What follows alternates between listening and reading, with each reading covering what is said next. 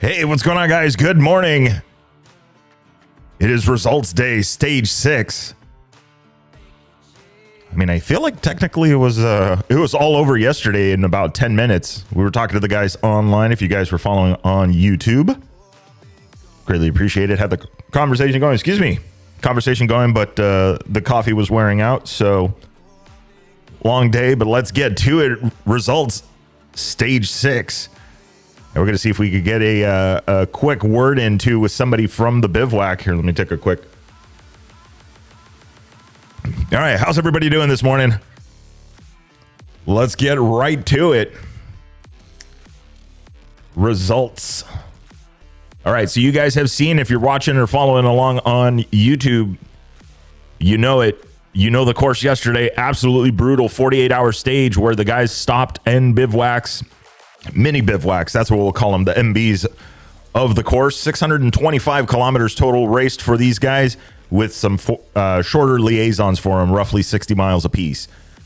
Very interesting stage, very interesting concept. I think it worked the way it was, except for the second day, they had some issues. Something was going on because there was a release in the news there that said that ignore the standings, the general standings for now. There's some timing stuff, so enough time has passed. I think they've got it sorted, but we will see. I did see a couple of provisional flags on the results for the classes. So let's get to it. Let's find out results for the Rally GP. Adrian Van Beveren. It's been a minute getting a stage win. You know, he was on the Yamahas for the longest time, and I don't think ever really got the results that he is seeing in such a short time from Honda. So it's absolutely awesome to see him at the top of the rankings, especially on a dune stage. But then again, I believe he is more of a dune specialist. That's kind of his thing. So very well done. 7 hours and 57 minutes total, 29 seconds for him. Toby Price in the number 2 spot, 8 hours, 1 minute and 42 seconds for him, finishing 4 minutes and 13 seconds off the pace of Adrian Van Beveren. And then you've got Ricky Brabeck on the Honda, Monster Energy Honda, 8 hours, 2 minutes and 31 seconds for him, finishing 5 minutes and 2 seconds back.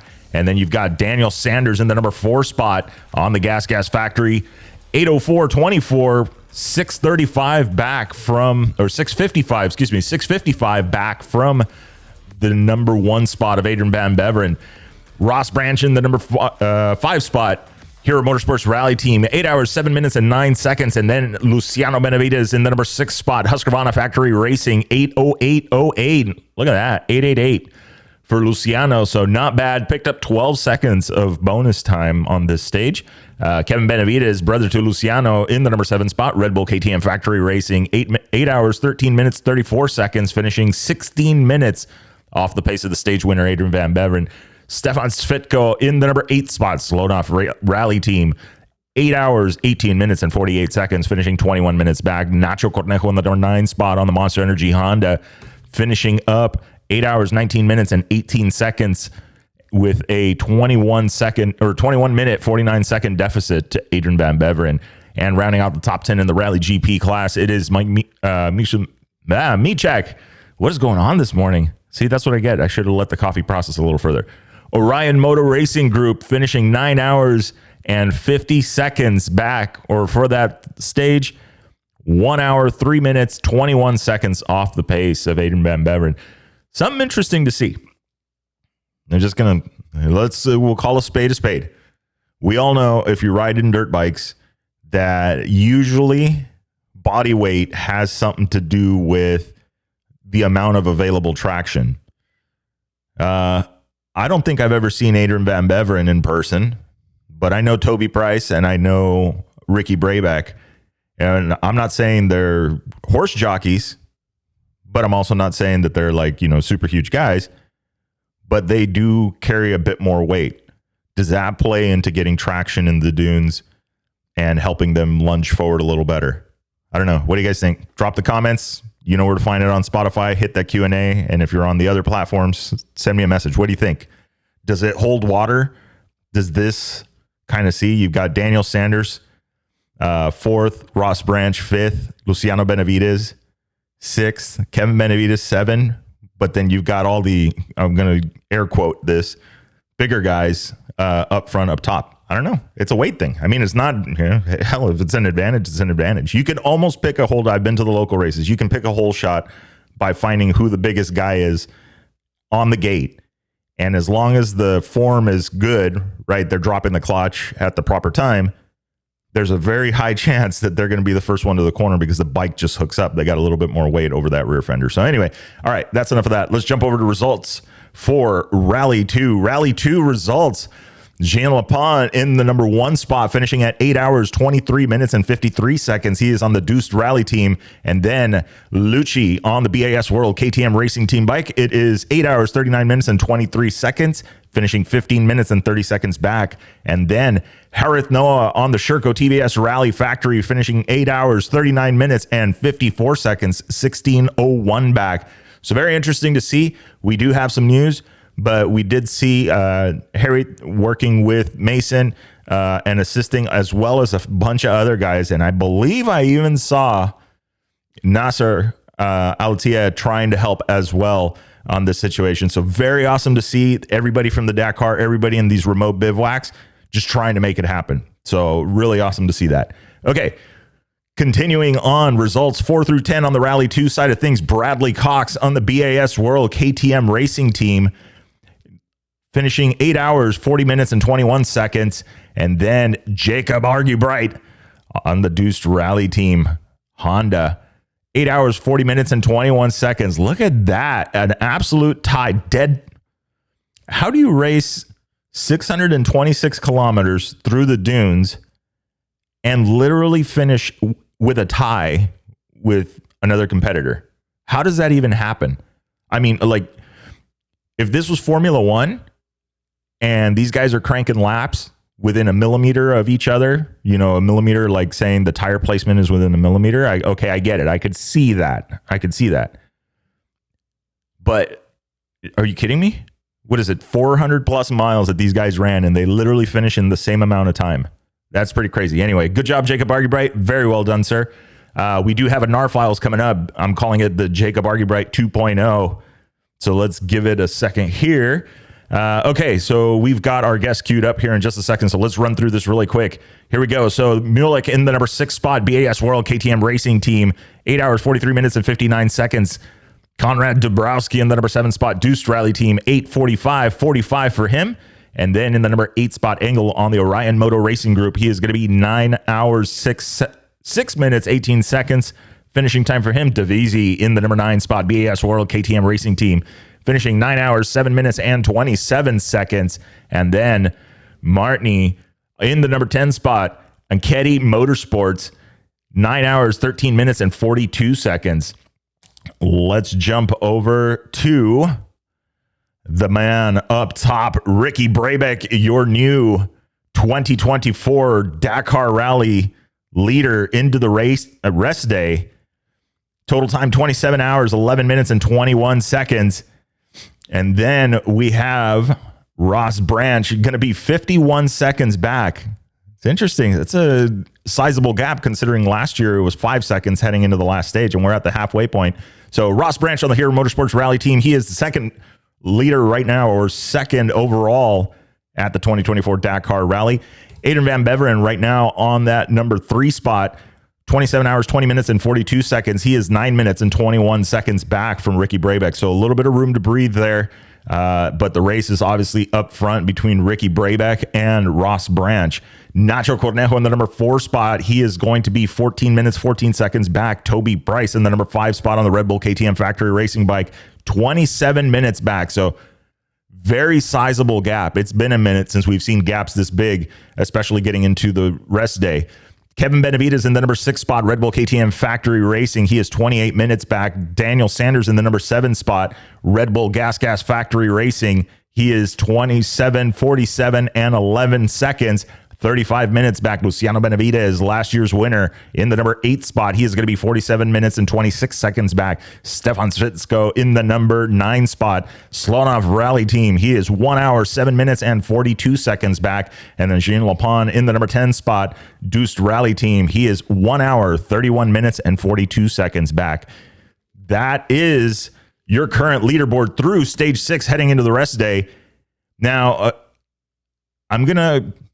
you're not supposed to make assumptions, right? But I'm going to make the assumption that these guys got it figured out, and that the times we're looking at and they are reporting are the times that we should be reporting. So if they change, I will update you guys. I'm not 100% sure what happened on the timing thing yesterday, but we're going to find out here with one of the guys out there helping making it happen. Let's see if we can get him on the line. We're going to switch over our screen here.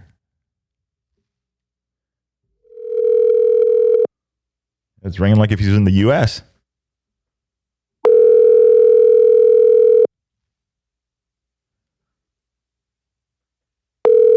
Let's see if we can get him on the line. This is the will he answer.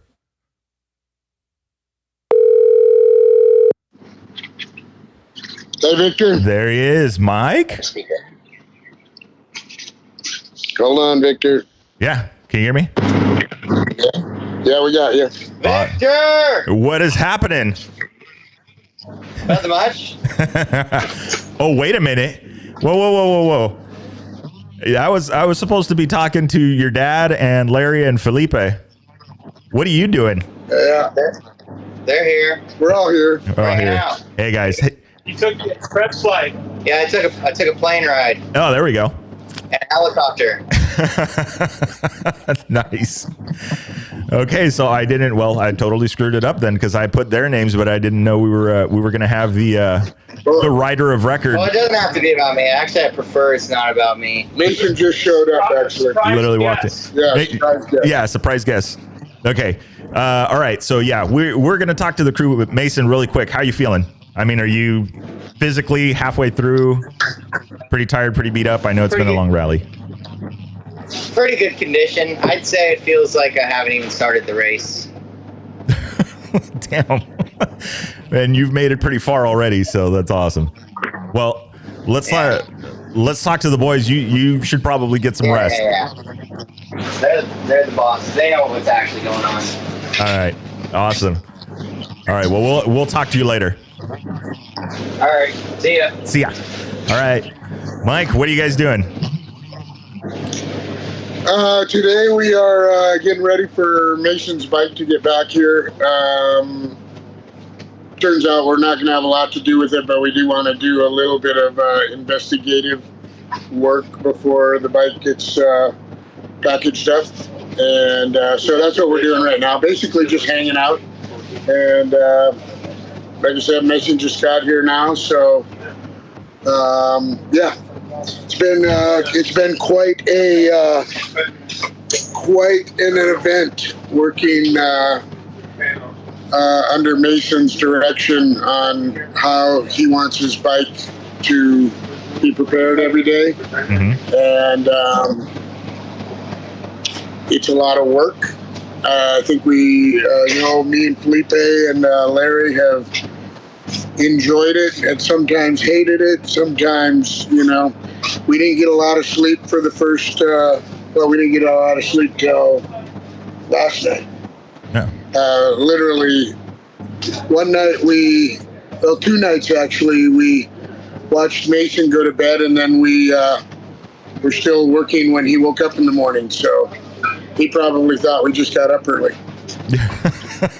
So you guys beat me. No, not really. We haven't stopped. Yeah. But the bike, pretty much every day it went out, it was in the best shape that we could possibly get it in. Yeah. It's, Mason is,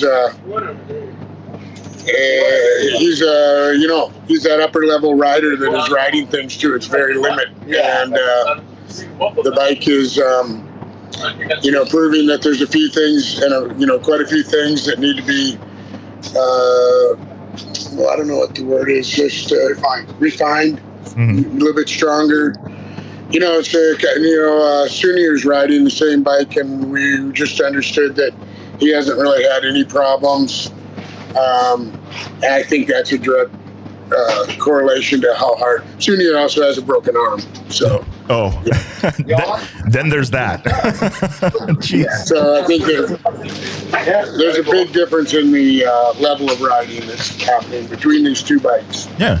And that's interesting because I was starting to wonder that. Now, I was online and we were talking. The message went back and forth that Sunir is on the same. He is on a Gen 2 bike, and I was wondering about that. And it sounds like no, he's not having all the same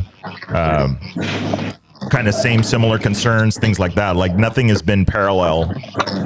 We're not in the. We're not in the same pit, so we don't know all the details. I can just say that from talking with the people from that pit and our direct connection, Jesus, it appears that they haven't had the type of problems that Mason's having. Gotcha. Okay. So if you ride your bikes, easily, things don't break. Typically. Well, yeah, exactly. Well, and so and we'll see. I'll lead this one, but overall, right, from 50,000 feet and 9 million miles away here on the Pacific Coast, and the bike looks like it has, in Mason's hands, the bike has pace. Obviously he led stage 1. He was out in front, led the stage day. The bike has pace with everything that he's done and developed, right? The suspension and that kind of stuff. But none of the concerns, none of the things that have happened really seem like, they seem more like growing pains rather than actual like catastrophic failure because, engineering was screwed up, like completely sideways. Is that how it feels? Like these are just little details that come up, like you say, because when you ride a bike hard, it doesn't matter what bike it is? Yeah, I think so. But I think it's also, just like you said, growing pains for Kove because, they're learning. And everybody knew this up front, so it's not a surprise to anybody. Mason knew it up front. He was good with the risk and reward, and he did his best. And I think that, they're going to definitely go back and refine. But, yeah, I would say Mason likes the motor. He's said that many times that he likes the power of the motor. And, I don't think the motor has a bad design, but there's a few little things that they're going to strengthen now. There was a little shift lever part that broke, and they're going to, make the casting a little stronger there. And I think kind of on and on and on, the wiring harness is probably going to get beefed up a lot. And so, yeah, it's just, but the bike, and I don't know, I think you could give Mason any bike, and if you give him some time with it to make it the way he wants it. You can look at the video that's going to be coming out on the Kove with Mason riding, which I've already seen a lot of it. It's amazing video. It looks like he's definitely on a bike that can compete for sure. The suspension, what he's doing with the bike is, the unbelievable, crazy rider stuff that we only dream of doing, right? Man, that, So it looks...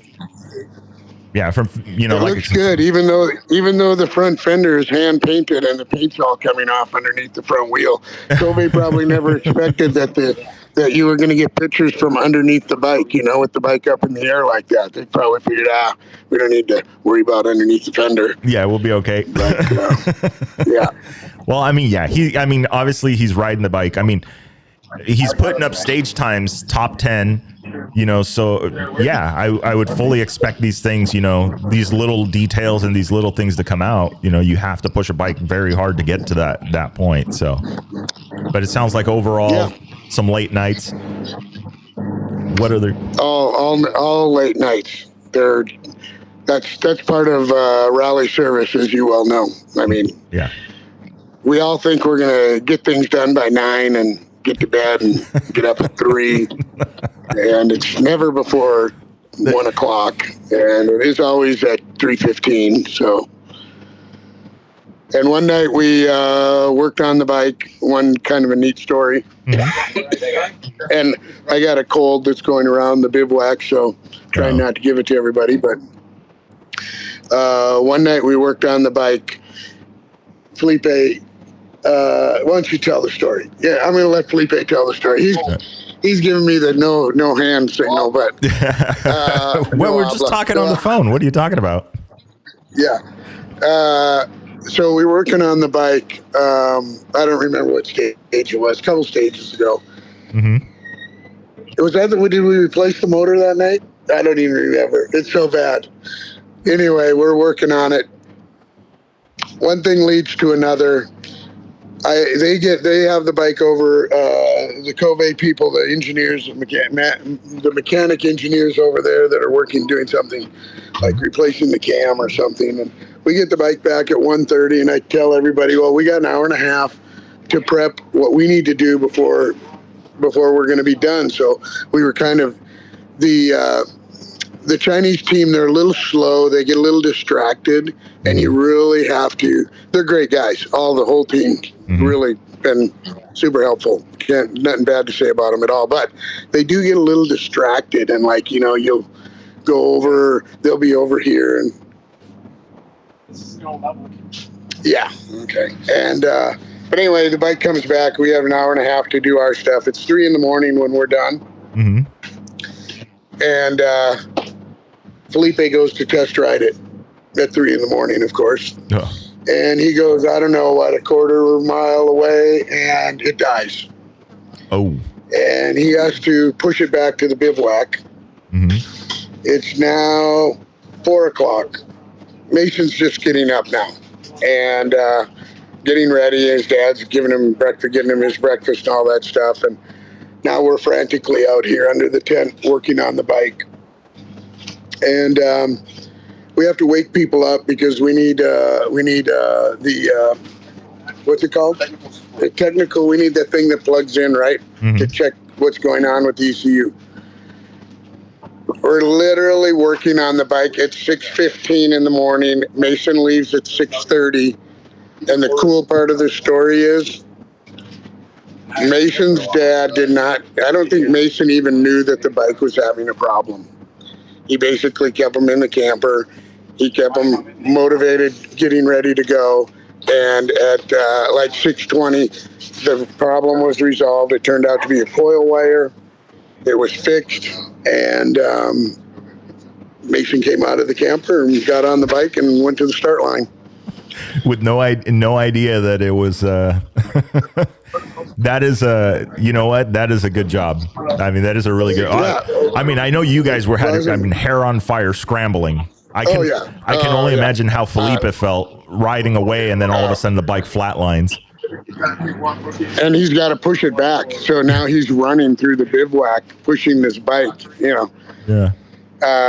It's quite a thing, and really the real takeaway is that never give up, right? No. That's kind of the theme of the team here. Instagram reels, it ain't over until I say it is. Yeah. I'm saying that. That's how Did you catch that from Mason? Yeah, it's not over until it's in the reels from Mason saying it. Yeah. Yeah. So. Yeah, I don't know if he can hear me, but I don't know how big his fan base has just grown from this event. Watching him struggle and pushing forward and making it happen and getting to where he got. If not the first, I'm sure there's going to be many saying congratulations. That it is the effort that you put in is absolutely amazing to get this far on a bike that was not 100% proven before the rally. So that's an amazing job. So yeah, I think he says thank you. He's signing an autograph. Thank you, Victor. Of course. And I mean, and that's to all of you guys. I can only imagine. You guys are a crew of 3, right? And that's, plus the riders. Yeah, well, it's more than that, but it's basically a lot of people. Yeah. We got Jesus here, the guy that got my Jesus saved my bike. Jesus saved my Dakar. Jesus is the Superbike team manager for Kove, and they have a very cool Superbike too, which I've got one on order right now. It's called the 450 RR. Okay. Super lightweight, 13,000 RPM. Pretty cool. Oh man, are we going to see that bike in the Dakar? I'm going to hand this over to Felipe, and you're going to have to get some info from him. He's now trying to walk away, but why? We're just talking. Why do you got to tell him we're on a show? We're just talking on the phone. Well, I don't know, but I have Larry here, and maybe he's got some insight. Some pit. Yeah. Oh, he's got his mouth full of food now, he says. He said, you can't come in. We're eating ice cream. Days of Thunder reference there for those. How's the weather like over there? It doesn't seem like it's as cold as it's been. No, it's been cool in the evening, but cold, but not like last year, from what I understand. And I don't know. Right now, it's probably 80 degrees. Not perfect. Okay, so you're definitely getting a good swing in temperature. Yeah. Nice. Well, that's good. So I got Larry now. All right. What do you got for Larry? I don't know. All right, Larry. How's it going? How are you feeling? Good. I mean, you've had to put some work in. Good. I got rest this morning. We didn't have to get up early. Yeah, we'll slip in. Kind of. Yeah. You know. What do you think about what's this chrono stage thing? What do you think about it? Is it coming back, or, I mean, from your side? Yeah, probably. I mean, lost a couple bikes out there for sure because of it. You know, when you don't go through everything like we do every night, even other teams lost the bikes. Yeah. So Interesting. it's definitely a race that you prepare the best you can, and it really shows, if you make it through. Yeah. It makes a big difference, right? Yeah. Yeah. Well, I mean, It's a test of the machine and how much it'll last, how long it will last. yeah. Yeah. But I feel like, I mean, obviously, and then for you guys, like the development of the bike and going through, I mean, really, I think how much, I mean, I don't want to get into detail because I know you guys did a ton of work before you even hit the ground, even before the bike crossed the border. You guys did a ton of work on this bike. I follow Mason, I'm subscribed. So we won't give away the secret sauce that we saw on there, but it seems like it's been a little bit of a last minute the whole way through. yeah, for sure. I mean, Mason wasn't even going to race, and Mason was able to talk to Kove and secure a deal with them to do it his way, and they helped him. So we're grateful that they did that for us, and got him here, because it was looking like we were going to miss it, and then Mason hit up a bunch of sponsors and got last minute help from quite a few people. So that was super awesome. Effective Soft and to everywhere, a lot of people helped and got him the money to make it. So, and it was all very last minute. Yeah. I mean, I can only imagine the undertaking. Like, okay, we're going to make this happen. What was, I mean, from your side of it, the pits and organizing all of that and being on the ground and kind of orchestrating everything. How has that been? No, it's been good. Just picked up tools and lubricants and everything we could, and we drive the motor home. We got Dustco that carries our big parts, tires and tanks and whatnot, and had a few motors in there. Mm-hmm. So we've had help moving stuff, so that's good. Yeah. They set up the canopy in the pit like normal, Yeah. Just a few extra things that we bring. Mm-hmm. Nuts, bolts, a lot of caffeine for the night, and go to it. Yeah, right. Looks like a factory team without the factory support. That is I mean, I think you guys obviously, kept Mason going and made everything happen. I mean, with the three of you guys, I don't know, like, it almost seems like all these big factory teams now, it's, more show than, they have the assistant director of rear air changes. It seems like, if you guys are able to make it happen without having, on a skeleton crew. Yeah, no, for sure. More than anything, I think Mason kept us going, because his willingness to keep going. Yeah. He could have been the first day, just said, I'm done. Yeah. And he's like, what can we do? Are we going to get it fixed? And so Yeah, between us, keep riding right now. You know, way to stay in it. yeah, you know, between us and his willingness to keep going, it just motivated us to keep working. Yeah. It was just some energy. You know? Yeah. Seeing, Yeah, for sure. you know, that first shot of him that we saw, you know, out in the sand dunes, just locked up, you know, trying to make it happen with the oil line incident.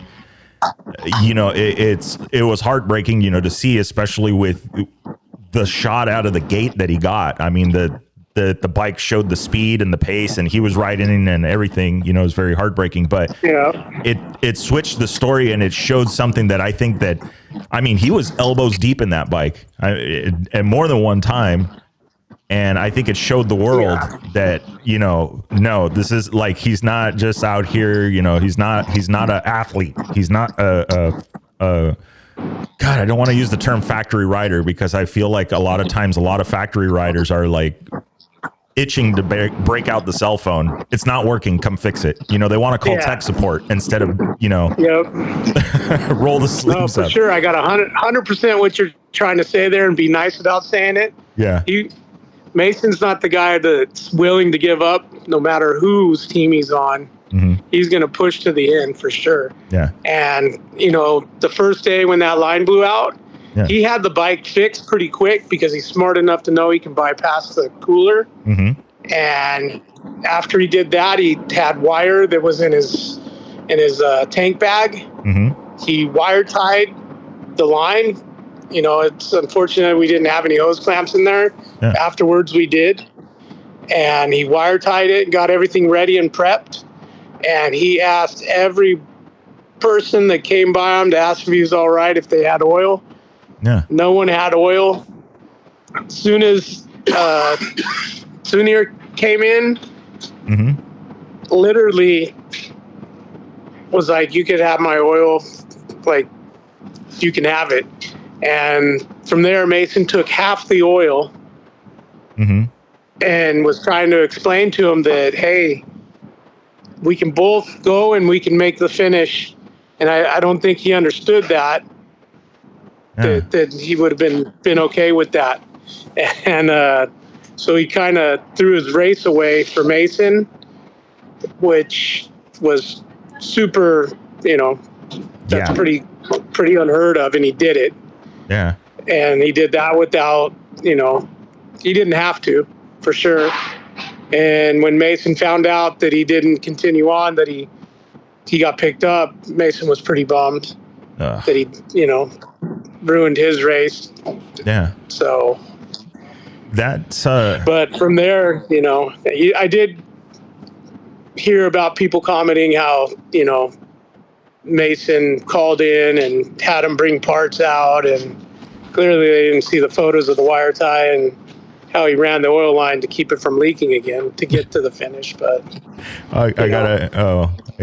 so I'm trying to figure this. So you're telling me that they thought that you could just call up Uber and they're just going to fly parts out to you? Yeah. They're like, oh, the rest of the Kove riders. The rest of the Kove riders had enough time, you know, behind Mason that they probably didn't leave, and they gave him parts. No. One thing they don't understand is the delay, the liaison to the start. Like, yeah, there's no time. No, it doesn't. You know, it doesn't work like that. That is furthest from the. So that's unfortunately why we basically stopped posting anything, because Mason doesn't need to be distracted with these guys that are just hating on everything. Yeah. It just was easier because he reads this. Yeah. And so let's just make it so that they've got nothing to talk about. Unfortunately, it affects everybody else that enjoys seeing what's going on. Yeah. But it's a decision that I made and just had to do it. You know, it's a bummer, but I think the rest of the week, everybody will get a lot more as far as seeing what's going on in the bivouac and rest day.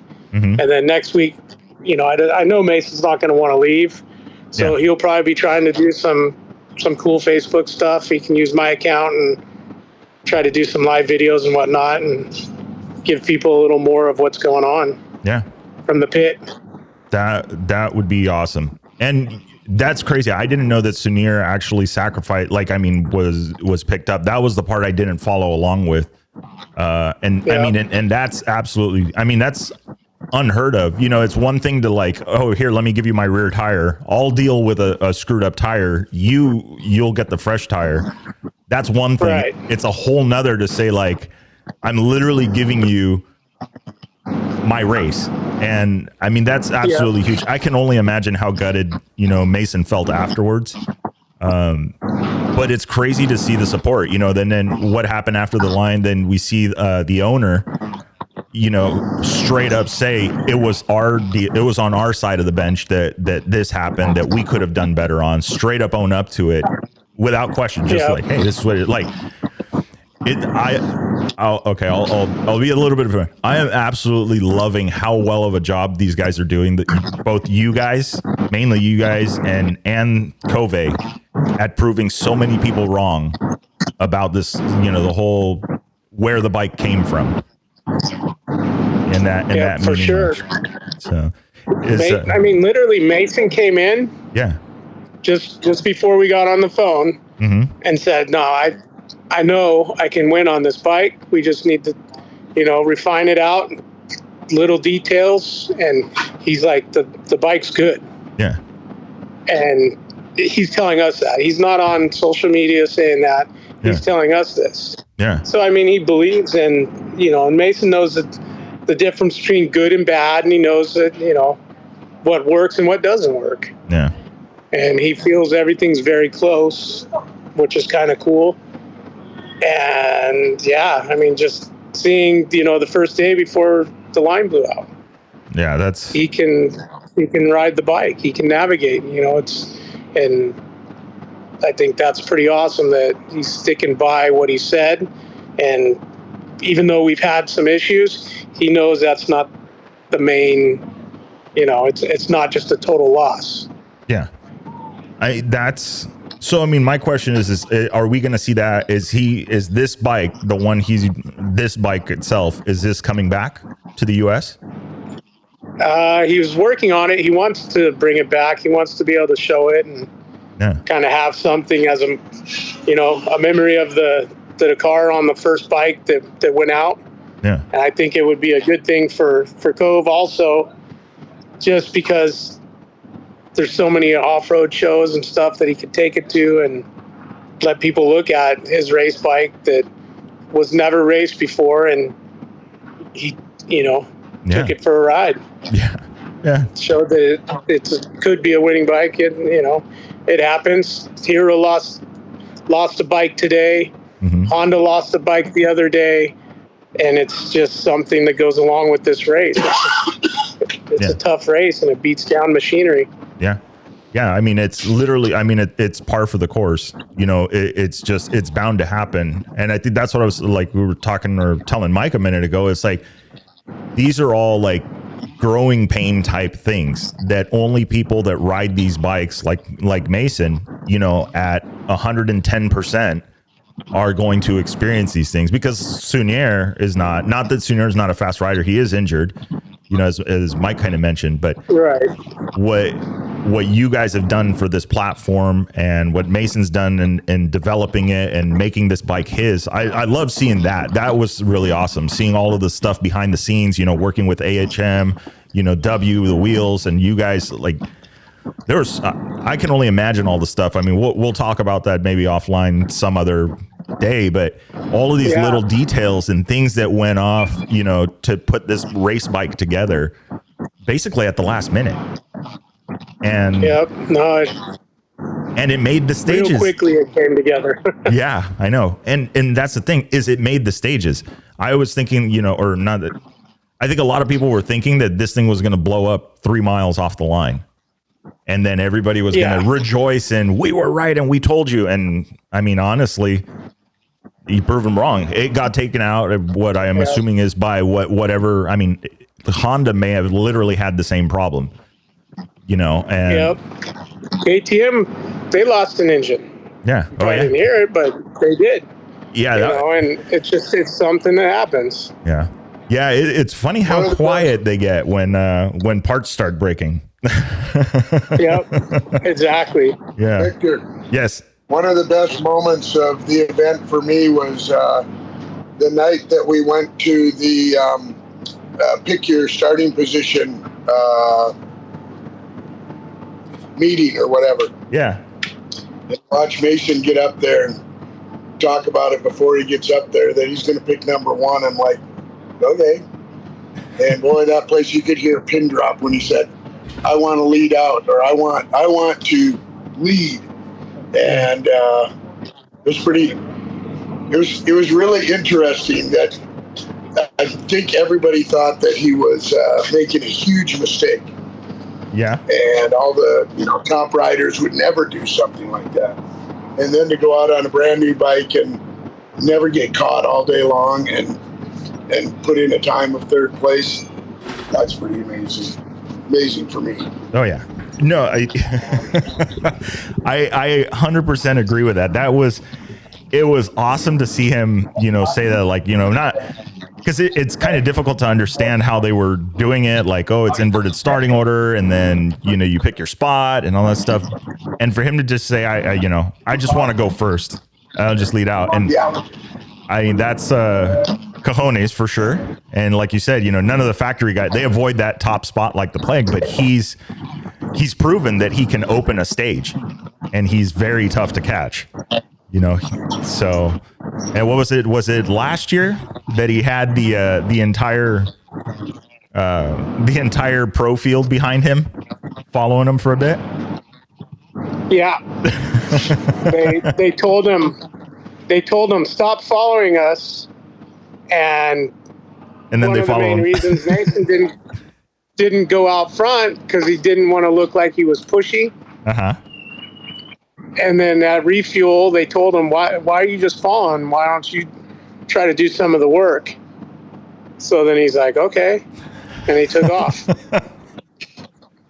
And then it was nice because when they came in, Matthias told the team manager Jordy, he said Mason took us and lead it out and really handled it, and gave him some really good words of praise. Like they were happy. Yeah. They were super surprised that he could do it. Nice. So that was pretty cool on his part to tell the team manager that.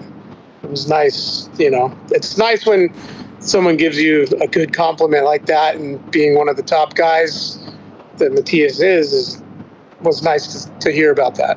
Yeah. I mean, I know for Mason, it's got to be, it's got to feel pretty good. And that, exactly what you said, for somebody to go out and literally say that, a paid athlete, this is their job, this is their career, this is what they do. I mean, literally the check comes from them. And for them to say that is, it's awesome. And honestly, I think some teams made some mistakes, but I think that this also worked out for Mason. Again, going back to what we were talking earlier, he showed a whole nother side of being a rider and not just an athlete, but being able to develop a bike, being able to navigate, and being able to ride. I mean, it's literally the trifecta. Yeah. And being able to work on a bike. Yeah. That's mechanical. Yeah. I mean, that's literally what you need, because what you can't call tech support. It's not allowed. Yeah. So awesome. So so you guys are probably going to hang out to the end of the event, or are you guys coming back? Yeah, no, Mason will want to hang out and probably video and talk to people, and you know what I mean? Mm-hmm. Hang out with people that are his friends and, support everyone. Yeah. And then some way I think we want to try to figure out how to get back over to Dubai and meet up with one of the other guys that has helped him out and sponsor him a lot, Akakis, and talk with them. And, basically it's time to start figuring out next year already. Yeah. Instead of waiting last minute, we need to get them training and, go from there. Yeah. You know, it's an interesting thing with what you guys have done. This race, I mean, for me and a lot of people, and I think that this is where a lot of the manufacturers understand this already. I know KTM does, is the story of Dakar and what happens at Dakar is what sells bikes on the Monday following the event. And I mean, even for me, I mean, I'm like, you know, I think I can move some puzzle pieces and make it happen to pick up a bike. And but it's a lot of it has to do with what I've seen, you know, coming from you guys, the results in us. And that's the cool thing is it's like, it's no BS, you know, you guys, of course you guys modified a bike, you know, and made it better for Mason and made it better for his style. I mean, that's just, anybody does that. I mean, if you change levers, you've already, you know, done that. Yep. So, well, one thing to keep in mind, Victor, is that, you know, the Gen 1 bike is really a proven platform as well for your average, you know, even above average, but you know, that bike has now got 2 Dakars behind it. I don't think one of those bikes have dropped out yet, if I'm not mistaken. Yeah, I mean, I think all the Kove Gen 1s are still in. Yeah. And so there's the bike that, you know, I mean, still let's be realistic. You can't buy, I mean, I'm sure they swear up and down, but you can't go buy the orange flavor bike with a race motor in it. And you can't tell me that the race motor that's in a Dakar bike, you know, yes, of course, is in the bike you're buying off the showroom. So at the end of the day, I mean, it was the same thing like when I worked at BMW. People would come in and they would be like, I put a power commander on it, I changed the air filter, I had it dyno tuned and all this stuff. And I'm looking and going, dude, you still have like 50 millimeters of chicken strips on your tires. So what do you need all this horsepower for? You can't even ride the bike to its current potential. I don't want to make it seem like I'm talking crap about, you know, the riders out there. That's not what I'm doing, because I know myself and my riding abilities. But I don't need a race motor to go out, have fun, go chase some road books down, or just even go tool around the desert. So I think that's even for me, the bike would last me, you know, a lifetime. Yeah. Right. I don't ride as hard as Mason. I don't ride as hard as Carter. So my stuff lasts longer. Period. Yeah. And you figure when you come and you put that many kilometers in one day. One day and push it through dunes and sand that, you know, the stress these bikes go under each day is more than most riders put it on in a year. Yeah. You know, so that's the difference. Yeah. It's. Do you have any questions for Felipe? Because he should really, at least so we know he's here. I'm gonna, you know what, Mike? I'm gonna call you on that one. I bet you're looking at him, giving him a hard time, trying to get him to.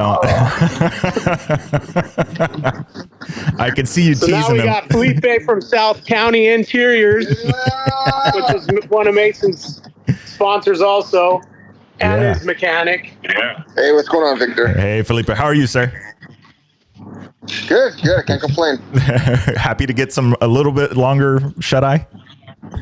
Yeah, it's tough going 3 days with 2 hours of sleep. So we finally got a caught a break this morning. I'm coming up to this bivouac. Nice. So how about more or less when did you say, okay, I'm going to the Dakar? I mean, obviously you weren't expecting that in January last year. No. Well, I told Mason when he first started rally, I'll support him as much as I can. Yeah. And if he ever gets to Dakar and needs me, I'll go. So I think I was pulling a trailer, some equipment or something like that. He calls me and says, hey, I need your passport. We're going to Dakar. And I was like, I don't know, a month and a half ago. He's like, send me a picture of your passport. I'm like literally driving on the 241. And I go, oh shit, he just got really serious. So I had to eat my words. Yeah, he literally just cashed it in. Yeah, he's all right. We're going to the car. Yeah, I'm going. Hey, it wasn't even a hey, Felipe. Remember when you said? No, it was, hey, I need a copy of your passport. We're going to the car. I go, okay. Yeah, that was the conversation we had. Start packing. Oh man, that is that's awesome. But I mean, what do you think? If given the opportunity, you're going back every year, or? Yeah. I mean, as long as I have a purpose. I mean, Yeah. I like to have something to do. Yeah. I can track it from home, but if I'm working on wrenching, I'm all for it. You know, I'd like to suffer just a little bit. I don't want to be here and be a fan. I actually want to get my hands dirty and actually be able to do something. Yeah.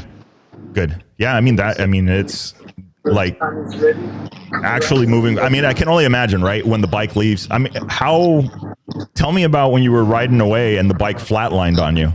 I mean, what went through your head? Oh, fuck. You probably have to delete that. Yeah. So it was early. I don't even remember what time. I want to say between the hours of 3 and 4 a.m. Yeah, at least. And we just got the bike back together after the techs worked on it. We put all our stuff back together, and it was like, okay, it's late. We got to ride this thing. And I took it out to the street, you know, pretty far from outside the gates of the bivouac. That's kind of like the ritual, is just get out and see if you can stretch his legs a little bit, see if you can find any problems. And it literally broke down and just left me dark. And I had to literally push it from the main road into the bivouac doors all the way back to our camp. Through the sand. I thought I was going to have a heart attack because I know Mason was getting up already. And we literally had to wake up all the techs and say, hey, there's a problem with this. We wake up, Mason's up already. And actually, Larry solved that problem that morning as well. He said, put a new coil in it. And they were like, no, I don't think it's a coil. Just put a new coil in it, he said. I just want a new coil. And when they pulled the coil out, they found a wire pulled out of the coil, which was part of the demonstration that was in a video out somewhere of him replacing that wire, resoldering it, of the owner of Kove doing it himself.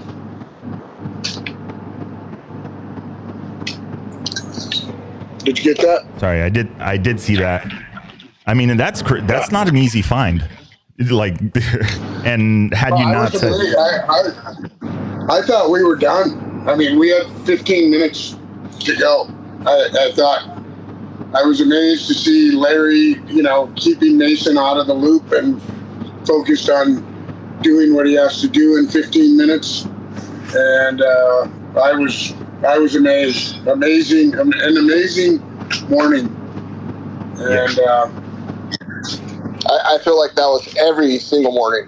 It was an amazing morning. Like that, yeah. It's almost like the bike was on fire and we're telling Mason everything's fine. Just keep on going about your business and get ready. Yeah, you might notice it's a little warm, but just go ride the hell out of it. It was definitely an experience. I mean, we went to that bike every single day, and we've touched every single part and basically replaced every single part on that whole bike at least once. Yeah, but I mean that's a lot of it just out of caution, not because it was broken, just because we want to find problems before they exist. Yeah, exactly. Yeah, and for the people that don't believe that part of it, right? That you're constantly checking and moving and replacing parts and doing all that stuff. The next time you're at Dakar or one of the big rallies, just walk behind the other team trailers, the factory teams, and just check out the parts in the trash can, and you'll know what I mean. I'm trying, yeah. You tires, tires, brake pads. I mean, this stuff. I have a hard clutch plates. Yeah. I have a hard time throwing them in the garbage, but Yeah, and these guys are like, well, the usable life of this is only 500 kilometers, so basically one stage. So we're gonna throw these parts away, and they're like literally brand new. You know, sprockets and all sorts of stuff. I've seen some crazy stuff pulled out of bins from the factory team stuff. So anybody listening thinking that factory teams don't do that, I go, oh man, if they only knew. So awesome. There's so much invested, and you don't want to throw away a race for a consumable part. It's better to go through everything and make sure that you check all your boxes and make sure that everything's torqued and tightened, and all the parts that you need to replace are replaced every day. Yeah. Safety wired, everything's safety wired. Not everybody does that. Yeah. Well, yeah, I can only imagine. I mean, you need to have, like you guys said, everything has to be accounted for. everything, every last bolt, every last thing, because you don't know when it's going to come down to. You know, when we had that first problem with Mason with an oil issue, right? Mm-hmm. Yes. I was just dreading, you know, did I not tighten the plug, torque it properly? Did I not safety wire it? Did I not?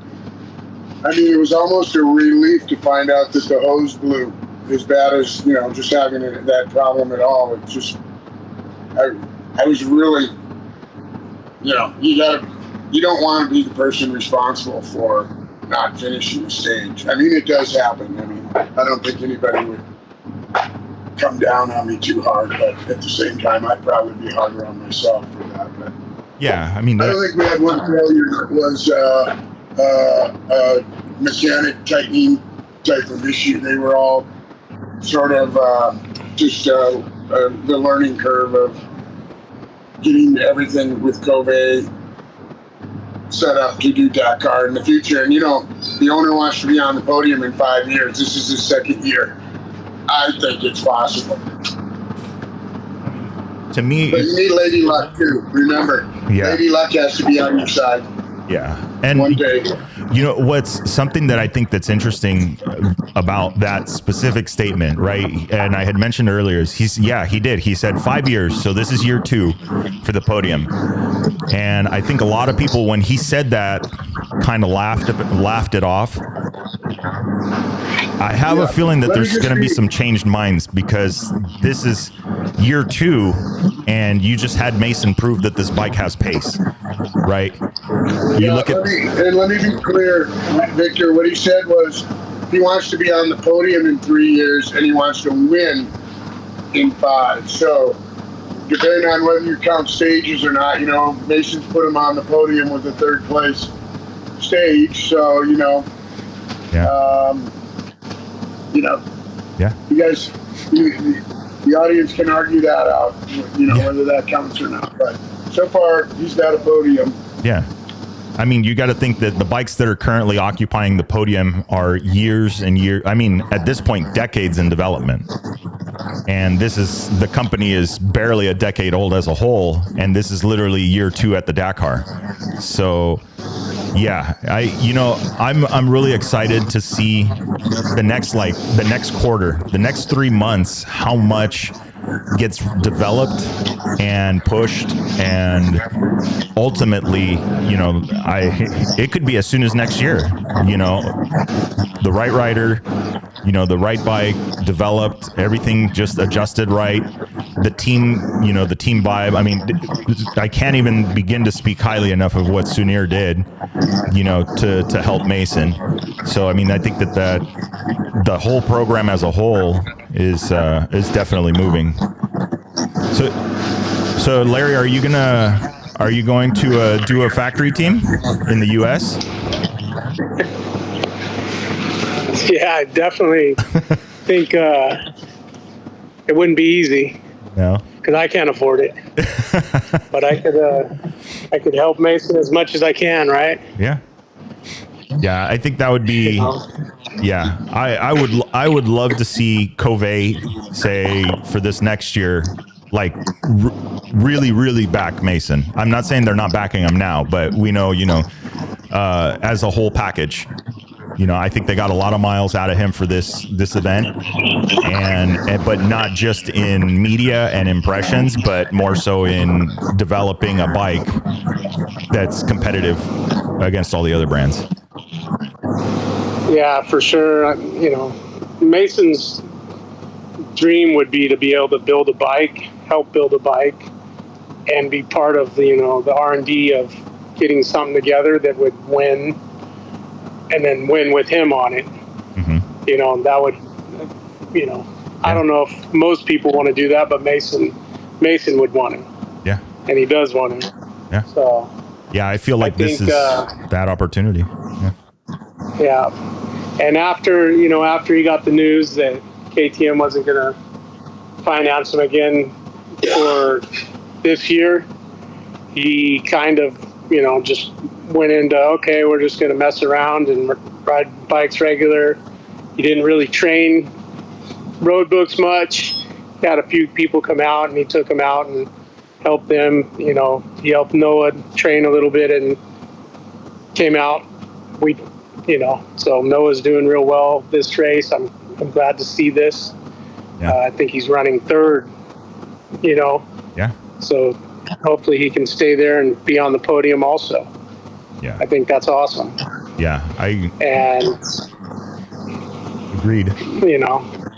And if somebody, comes up with financial support like these big teams get, I'm sure Mason could come back really strong.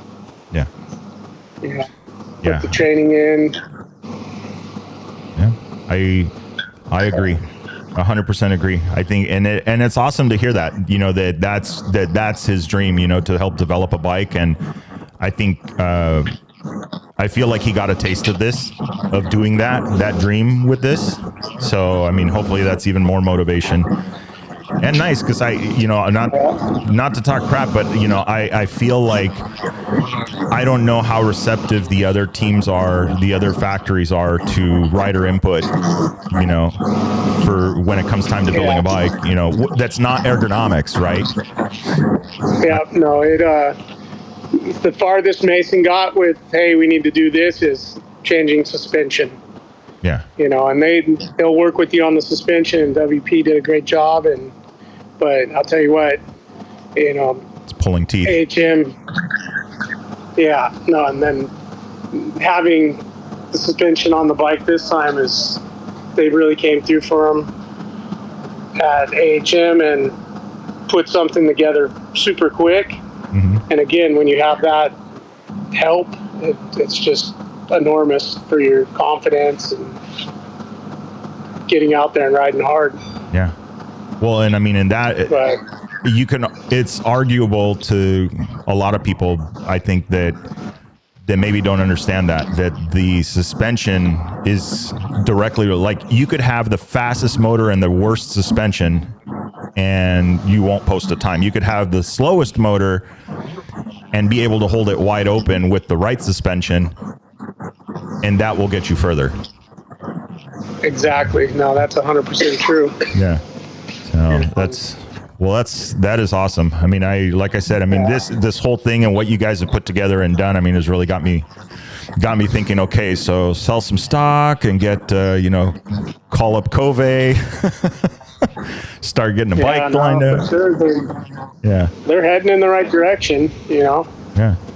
So we need to sell 100,000 Koves or so that they can put that money into their race efforts. There we go. Yeah. Let's do it. Something some of the people probably don't know is Felipe has been part of Mason's rally training and everything since day one. The first time he's ever done a training rally, and that was one of Scott Bright's road books that he was helping do free trainings. Yeah. Felipe's been there since day one of this. It's, he's been a big supporter of Mason's, before that, but as far as rally goes. Yeah. Like literally day one. Yeah.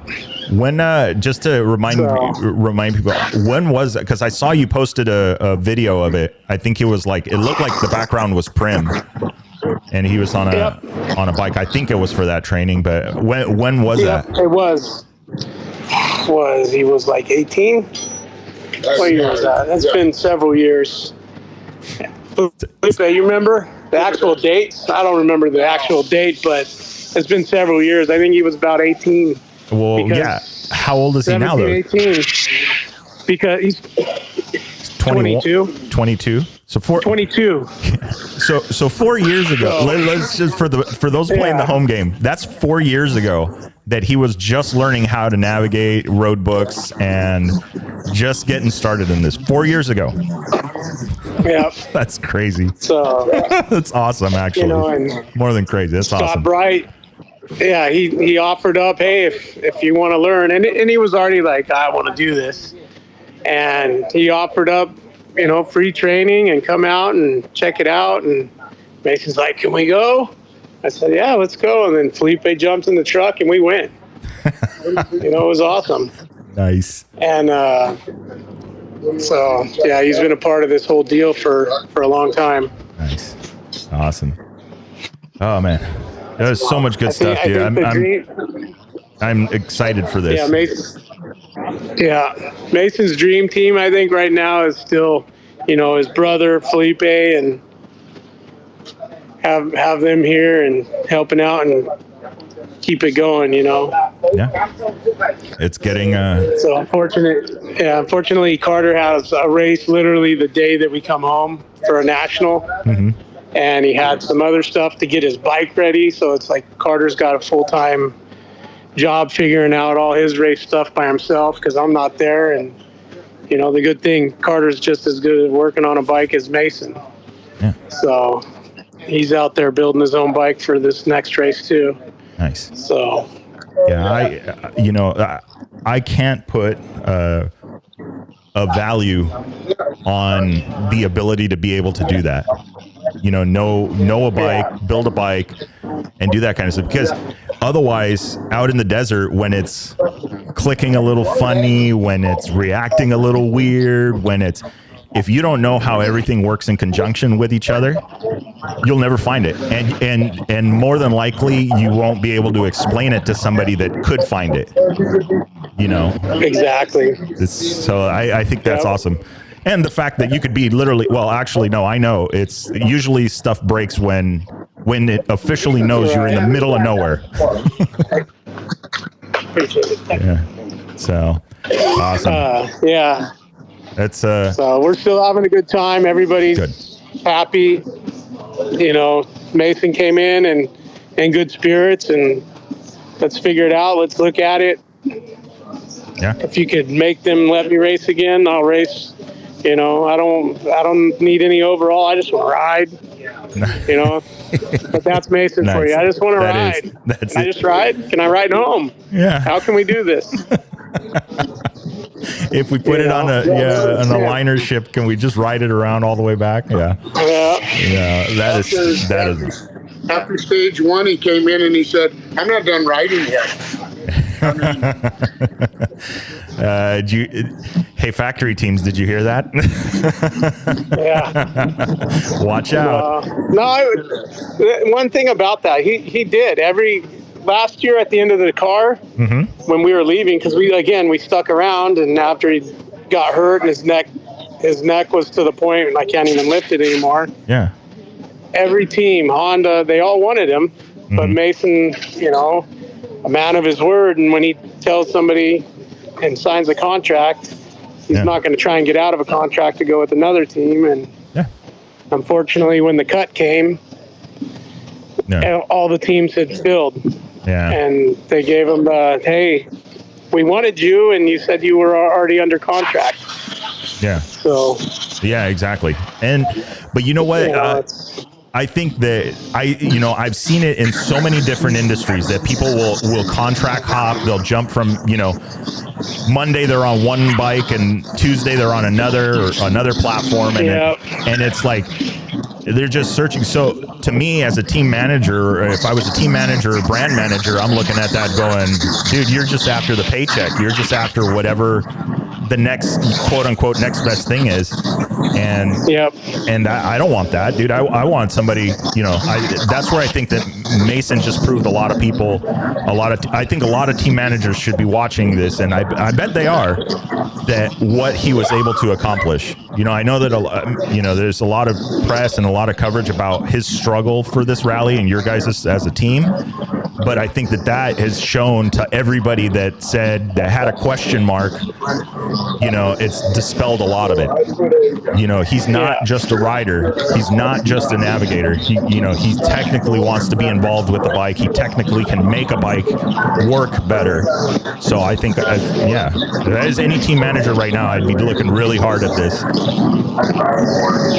Yeah, no, to get a rider in, is their input on something that could actually potentially improve it is always good, right? Mm-hmm. Even if they don't, if they'll listen to them, they're getting feedback. Mm-hmm.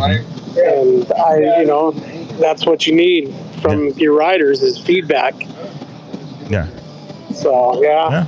And so we'll see. We'll see. I hope that this partnership gets formed with Kove. Something stronger, something a little bit more, and allows Mason that opportunity to help continue to develop the bike. So we'll see.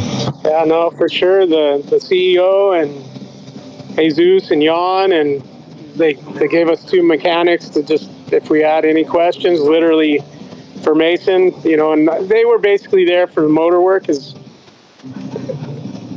I don't feel comfortable doing Mason's or Carter's motors anymore, on top of I don't know this motor because all I've worked on is KTM motors. Mm-hmm. And they're like, okay. So they literally brought the head, two mechanics that fully know what they're doing. Mm-hmm. And if we had a question about the motor, they came over and they would do the motor stuff. Gotcha. So that was solid. Yeah. They want to make this work too. Yeah.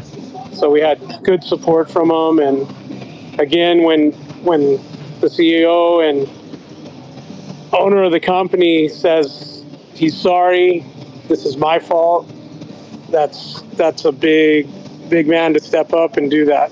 Yeah, absolutely. So yeah, I don't ever recall seeing anybody else ever do that. Yeah.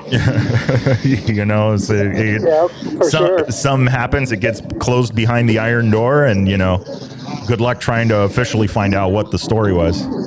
So yep, exactly. And so that was solid. That to me is huge. Yeah.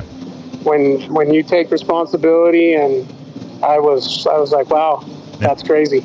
Yeah. You don't see that ever. No, 100% agreed. So, nice. Well, it's what time is it for you guys? 5:40 for you guys there? Yeah. Nice. Yep. So we've been on the phone for quite a while. You got up very early. Yeah. To make this all happen. No, we gotta get. There's a lot of people. They're gonna want to hear this, so we could definitely get it up and out. And oh man, I'm telling you, this adult life thing. Yeah. No, if you were here, Victor, I'd buy you some bivouac meal. Nice. I want to try one of the MREs that they gave him out in the desert for the chrono stage. Yeah, that was cool. We haven't talked to Mason about that. We haven't asked him if it was good or not. Mason actually packed one of our dehydrated meals. Yeah. Because he's like, I know they'll have hot water. I'm going to eat good. And he packed it in his vest from a service, made him pockets in the back too. Yeah. So he packed that in his vest, and he's like, I'll get hot water. I'll have 2 meals. I'll eat good. I would have I would have used the popcorn theory. Nobody wants popcorn until they smell it. Yeah. That's what I would have. I would have brought the stuff with the strong, like the best smelling food ever. Yeah. And just to, tease everybody, but that is awesome. Details. It's all in the details. Yep. For sure. Awesome. Thinking outside the box. There you go. And look where we are. So excellent. No, and that was the other thing. He was grateful because on the plane, he's like, I'm glad I had all my hammer bars. Because by the time he got picked up, he's like, I would have been dying. Yeah. That's crazy. So. Yeah. I attribute that to me because he wants to carry light, but he also wants to eat. Yeah. Well, take him. Yeah, he understands the dynamic of it, and that's important. You could literally be running out of gas internally and not even realize it. It's like what they say. It's like when they say you're thirsty, it's because you're already on the dehydration process. So that's huge. We learned that the first year at Dakar, that even though we were using the hammer nutrition, we needed to actually be using it more. Yeah. So the owner actually talked to us, and we basically gave him day-to-day everything we did. And within a week, he's like, this is what you should be doing daily to replenish your system. Nice. And that was huge. So the second year we went, instead of losing weight, Mason gained weight Okay. by just keeping everything in check. Yeah. So the willingness on their side too to like make it happen was awesome. Yeah. Which is, if you think about it, the crazy part, I know a little, but not a lot. But from my understanding, 3,000, it's 1 pound of weight is 3,000 pounds or 3,000 calories. So I can only imagine how much he goes through, how many calories he goes through in an entire stage, and then back that up for 12 to 15 days. Yeah, exactly. Awesome. I think a national at one point. It was calculated 9,000 or 10,000 calories a race for a national, like hare and hounds. Like that seems like an enormous number, but man, that's one day. So physical and going, and that's one day. Yeah. And that's a few hours. That's crazy. So it's like you just burn. Yeah. And I don't want to say that the pace and the terrain obviously is a little bit different, but the Dakar wins because it's 10, 12, 14 days straight of this. Yep. Exactly. Oh man. Well, speaking of nutrition, what's the food? What are you guys doing for food tonight? Restaurant, or is it going to be the bivouac a la carte? Tonight, I don't even know if they have food yet. They didn't have any prior. And I think we'll probably make some mutton, noodles, and some vegetables again, because that's what we ate last night. And nice. I think it was good enough to get us through, and that's what's packed in the motorhome. Yeah. Because Dusko actually brought us the motorhome filled with some canned food and whatnot, and then we went to the store and picked up some meat and vegetables, and so we'll probably do that again tonight until they get the bivouac set up, because everybody kind of got here early, and they told us it wouldn't be set up to go ahead and just take the 2 days and travel slow, but we made the journey in 1 day. So you guys can do it slowly. Exactly. We're on a mission. We got here, we set up, tools are set up, parts are set up, we wanted to 100% be ready for when Mason came in, and we're still set up. I'll send you a little quick video. I'll text it to you. Try to make it quick so it'll text through and just show you the setup a little bit that we have.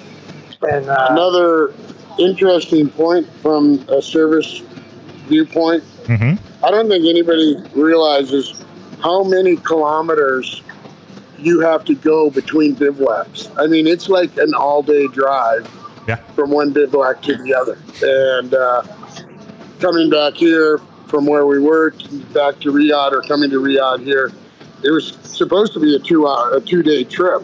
We did it in one. I think it was like 10 hours or something. But the other day we spent like 13 or 15 hours I don't driving. know, just all day. It was huge, drive. So you don't get to really sleep. So somebody's got to drive, and usually the person driving, I think, is probably as tired as I am, so I can't sleep because I don't want, I'd rather see it coming, right? Like I'm going to jump up and grab the wheel or something, right? Yeah. But no, it's just, I think for the people listening, just the distances that these service crews have to go every day is pretty incredible. I never kind of thought of that when I came here, and we've done Baja and some other events, South America, where when you're riding the bike, you don't realize the service crew had to basically drive the same distance you did on your bike or whatever, and a lot of traveling. Yeah, I saw that there was they're on the stage maps from the FIA, FIM, or from the ASO. I'll just say from the ASO. They show the service route and what you guys got to do. And a couple of times I mistook it for the stage, the special stage. I was like, dude, oh no, wait a minute. That's what these guys got to drive. I'm like, oh, 600K driving in a motorhome. That does 55 at best. So the point is, you never get to sleep. There's never like once the rider leaves, you get to relax for 2 hours. We usually pack up the night before. As soon as Mason leaves, we stay with him on the starting line, and we're gone. As soon as he leaves, we're moving to the next point. So Yeah. Nice. Well, awesome. I mean, that's hats off to you guys and everything you've done. I don't think I can say that enough, that you guys have done a really awesome job, you know, keeping the thing going. As far as they made it, you know, that's out of your guys' hands. So it'll be good to see. But I'm excited. I'm excited to see Mason back and you guys back and see where this goes with Kove and how the Kove bike develops. Appreciate it. Awesome. Thanks for having us Thank you on. guys. Yeah, absolutely. Enjoy. Have a great evening. Say hi to Mason. I hope hope you guys have fun. Yep. You have a good day. Awesome. Bye. You too. Thank you. thank you, See ya. Felipe. All right. So there you have it. Woo. This turned into an episode for you guys that are normally just watching the 10-minute updates on the Chasing Waypoints podcast, or for the rally updates. This is our typical. We try and get all these guests and people on the show, on the podcast. So this video obviously went a little bit longer than you guys, to the point you guys noticed that I had to turn off the camera because it started giving me the red beep telling me I should probably charge it. So new camera setup, haven't really figured it out, but well, you know, we'll make it happen. See, let's see if we can get back. There we are. All right, back on. We'll see how long before it starts beeping. Anyway, now we'll cut it here, guys. I hope everybody enjoyed it. You know, a little bit longer of an episode, but I hope you guys are tuning in. It was really great to hear from Larry, Felipe, you know, and Mike. And then obviously Mason there in a little bit. Didn't want to bug Mason too much. He's, you know, fresh off the bike, fresh out of the desert, you know. Honestly, I could imagine, you know, maybe a little gutted, you know, not being able to continue. And it's worse too when you have the ability, like you see that the bike has pace, you know, it has the ability to do something. And not only that, but all of the work, all of the hours that everybody put into it. And then, you know, for something, you know, something technical that you later, once you figure it out, that's the worst part. Once you figure it out, you realize like, oh, if I would have done this, we would have been okay. You know, that makes it tough, but we'll see. So guys, I hope everybody is doing well. I hope you guys are enjoying the Dakar. I've got to go do some running around, do some errands and stuff like that, but I am going to be coordinating and working and trying to get you guys some more interviews and some more stuff today and post it up. Check out a little bit later today. We are going to have actually 2 editions of the NAR files today dropping. We've got one with Jacob Argybright and then another one with a very special guest, a former team principal, we should say, the crew chief, one of the main guys at one of the premier factory teams. So we're going to talk about his experience on the Dakar winning team from a few years back and how that went. So Gnarly Dave making that happen. Nar, if you're listening to this one, thank you very much. It airs a little bit later today. Hope everybody's good. Let's do this. Let's get on with it. Got the rest of this adult life. One of these days, maybe Spotify will cut me a check.